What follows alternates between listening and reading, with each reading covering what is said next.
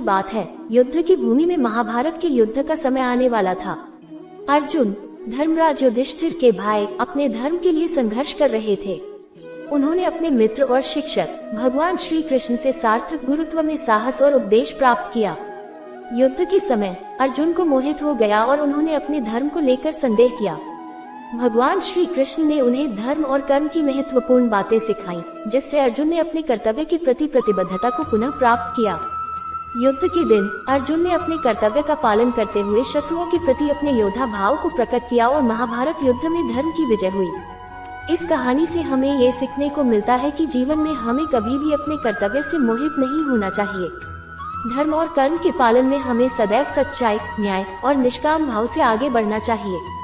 भगवान श्री कृष्ण की यह अद्भुत मोटिवेशनल कहानी हमें सच्चे धर्म के मार्ग पर चलने की प्रेरणा देती है। ब्रज की नगरी में श्री कृष्ण एक अद्भुत बालक थे। उनकी लीलाओं और विचारों से लोग आश्चर्यचकित हो जाते थे। उनके जीवन की एक और महत्वपूर्ण घटना थी, जो हमें आदर्शों और मार्गदर्शन से भरपूर सिखाती है।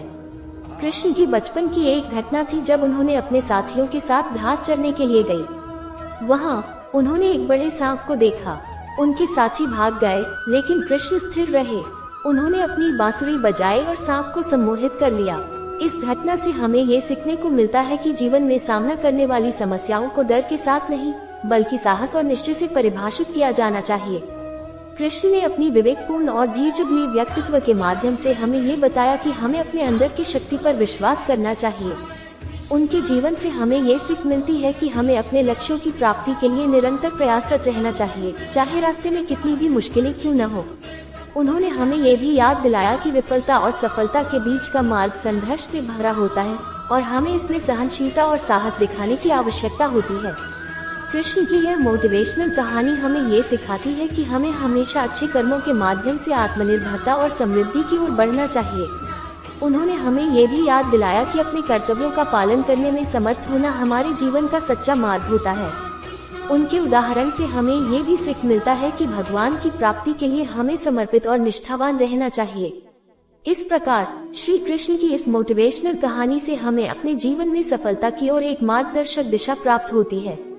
उनके संदेश को अपनाकर हम सच्ची खुशियों और समृद्धि की ओर बढ़ सकते हैं। वृंदावन के किनारे बसे गोकुल में एक समय की बात है, जब यशोदा माँ के घर बड़े ही प्रेम से बच्चा कृष्ण रहते थे। कृष्ण एक अद्भुत बच्चा थे, जिनकी हर क्रिया में एक आध्यात्मिक ताकत महसूस होती थी। एक दिन कृष्ण अपने दोस्तों के साथ खेल रहे थे।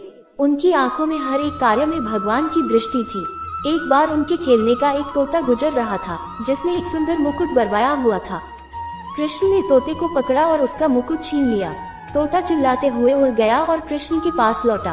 तोते ने कहा, यह मुकुट मेरा है, मुझे वापस दो। कृष्ण ने हंसते हुए कहा, तुम्हारा मुकुट, यह मेरा है। दोनों में विवाद हो गया। उनके दोस्तों ने कृष्ण को कहा, वह मुकुट तो तोते का है, उसे उसका मुकुट वापस करना चाहिए। कृष्ण ने कहा, नहीं, यह मेरा है, मैंने इसे पकड़ा है तो यह मेरा हो गया। फिर भी तोते और कृष्ण के बीच विवाद जारी रहा। तभी एक ग्रामीण व्यक्ति वहां से गुजर रहा था। उसने देखा कि लड़कों के बीच विवाद हो रहा है और उन्हें विचार करते हुए उनसे पूछा, यह विवाद क्यों हो रहा है?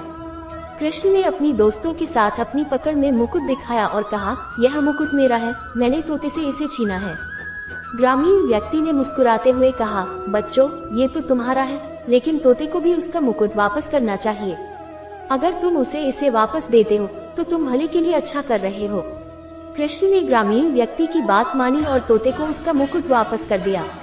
तोता खुशी से उड़ गया और कृष्ण ने भी अपने मित्रों के साथ खेलना शुरू किया। इस कहानी से हमें ये सीखने को मिलता है कि हमें स्वार्थ नहीं करना चाहिए और दूसरों की भलाई के लिए सहानुभूति और समर्पण दिखाना चाहिए।